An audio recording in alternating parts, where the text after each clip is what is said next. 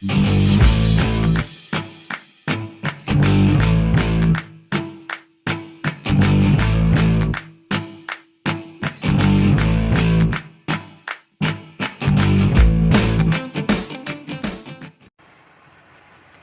everyone, it's Chris with Expat Theory.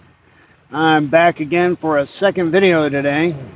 And if you're new to my channel, welcome. If you're returning, welcome back.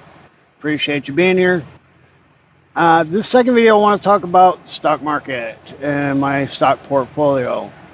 So I'm going to go through a couple of screenshots I did.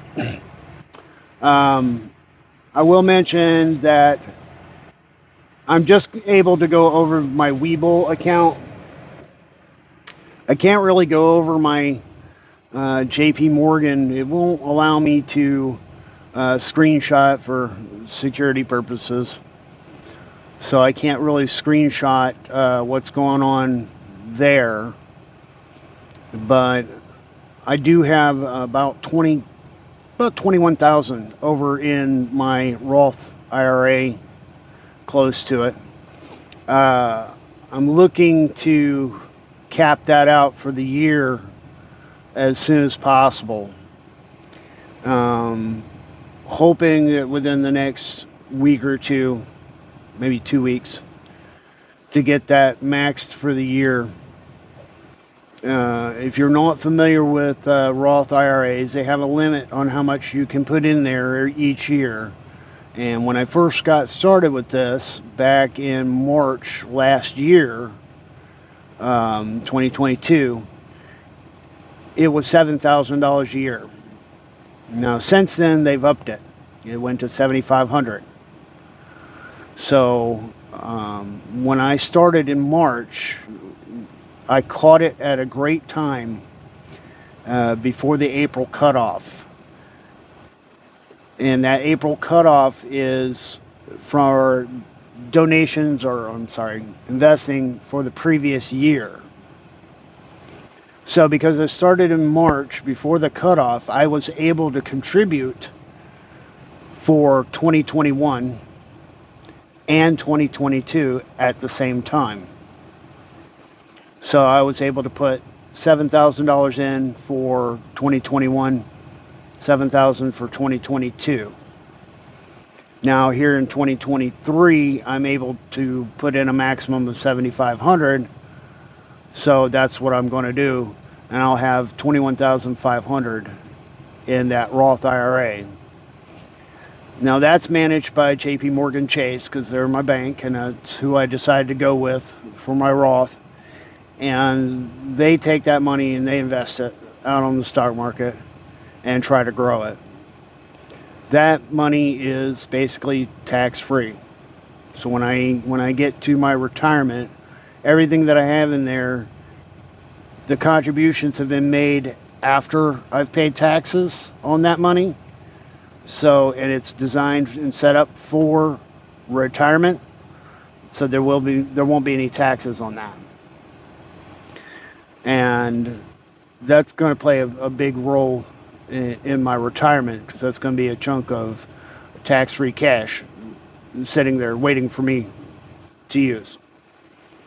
And I mean, 10 years, if you do 7,000 a year for 10 years, you're looking at $70K. Now they've upped it a little bit, so it's going to be over 75, or around, sorry, over 70, somewhere between 70 and 75,000, which is a big chunk, and that really helps. But now on to the Webull. Stock market has been crazy, and the stock market is literally waiting for the government to quit screwing around. It's ready for what they call a bull run. It's ready to run up. But business confidence is low because the government, they have basically destroyed our economy. The whole pandemic thing was just horrendous, but a lot of companies rode it out and they were prepared to move forward. And then inflation got out of control and employment, and they started raising the interest rates, and the real estate market's gone a little bit nutty, and all these other factors have put a leash and a muzzle on business. So companies are holding what they got. They're not looking to expand right now. They're not looking to grow right now. They're looking to survive. And that hurts, obviously, on the stock market. So when you see my numbers, when I show you my numbers, and especially in what they call the P&L, the profit and loss, it's not going to look great. But when you invest in the stock market, what doesn't look great today is going to look fantastic tomorrow. And 2 weeks from now, it could be either in the dirt or sky high. There's just no way of telling. It's a roller coaster. So you can't look at things as day to day. Investing in the stock market is a long-term process. Now, if you want to trade, you can go out there and do day trades and, try to play the game of the gamble and the risk of trying to sell options, buy and sell options, and play all this other stuff that I don't do. And that is very much day-to-day business. But for me, I'm more of the long-term investor, and I'm buying into stocks that I know pay good dividends, either every month or every quarter, for the most part. And I'm looking to grow the portfolio over time. So that's kind of been my focus. And honestly, not knowing what I'm doing, getting into it, I have made some mistakes. I've made some bad trades. And it's part of the learning curve for me. And again, my numbers are not going to look great. But I have a plan, and it's going to include making up for the losses that I have taken and growing my money to be more than what I put in there. It doesn't make sense to sit for 7 to 10 years with money in a bank account that does nothing. Bank accounts don't pay you anything. They love having that money in there because, while your numbers are sitting there for them, they're actually taking your money and putting it on the stock market, and banks are making a huge profit off of the money that you have in the bank.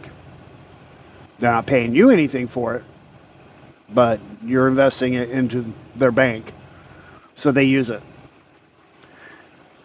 To me, that just doesn't make sense. Why not put it on the market myself instead of having it sit in a stagnant box? And you might as well just throw cash in a pillowcase and stuff it under your mattress. That's all you're doing. But instead, I'm putting my money out there on the market so that it can grow some and make me some money, on the side while I'm waiting, while I'm trying to get to retirement. All right, so let's jump in. I'm going to put up my first screenshot. Hang on just a second. Okay, real quickly, if you don't know Webull, I'm going to give you a quick breakdown. The larger number there, the 38,575, and the number below it, it happens to be in red right now because I'm down. If it were green, it would be up. You combine those two numbers, and that is how much I have invested in my account right now. All right, now this screen is a little bit trickier. That larger number, the 4372, that is my loss if everything were to be sold right now today. It includes all my actual loss and the potential loss from the prices of the stocks as they are right at this minute. Now this screen is the one that I'm working on a lot. This shows that in just over a year, I've made over $1,600 worth of dividends being paid back to me. And that's something I'm really working on right now.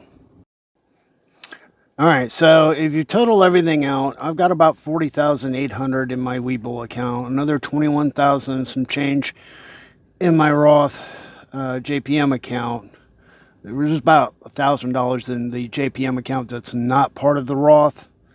I was going to use the Chase application for my stock investing, but I found Webull, so I just left that 1,000 there and let it do its thing and moved over to Webull. But all total, I'm looking at about 62K for my retirement built up, which puts me kind of at the bottom of my target. I wanted at least 20,000, if not 25,000 per year. So I'm at the very bottom of where I wanted to be, but I am making it. You know what I'm saying? I'm in the ballpark, but I need to be putting more in there. And with the situation the way it is, and the way the paychecks are coming, it's making it difficult to actually hit that higher end. But I'm still working on it. And all of this being done on, per se, 13 months ish, because I started getting into the market back in March. So it's not quite 13 months yet. But if you noticed, I did get over $1,600 in dividends. That means I'm on average getting over $100 a month. And that's just now getting started. So I still have 7 more years to continue to grow, use that compound interest growth plus adding into it to grow that monthly figure. You know, the target there is about 500 or so per month coming in off of my dividends to augment the Social Security. So I'm on the way. I'm on the path, but I still have a lot of work to do, and I still need to invest a lot more. And the market will turn around, and that's going to make a big jump.